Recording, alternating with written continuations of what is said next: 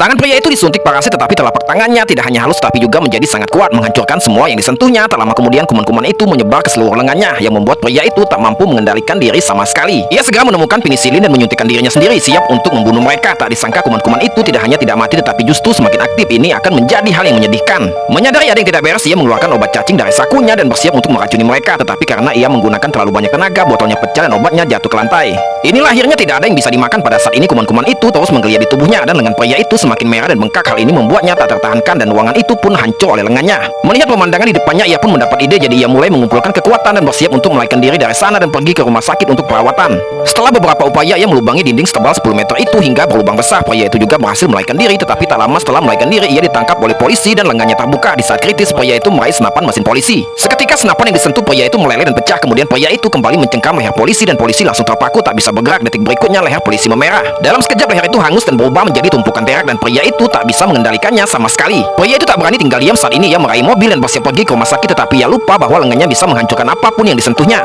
Tak lama kemudian setir yang disentuhnya patah menjadi dua bagian di tangannya dan ia sama sekali tidak bisa mengendalikan arah. Saat itu tidak ada jalan di depan, ia hanya bisa mengerim mendadak dan menyaksikan dirinya terhempas. Untungnya ia tidak meninggal dan terbangun kembali. Akhirnya ia berhasil tiba di rumah sakit. Kemudian dokter menyuntikkannya dengan ramuan khusus, tetapi tanpa diduga ramuan itu justru membangkitkan parasit di tubuhnya, membuatnya semakin aktif dan pria itu merasakan sakit yang tak tertahankan.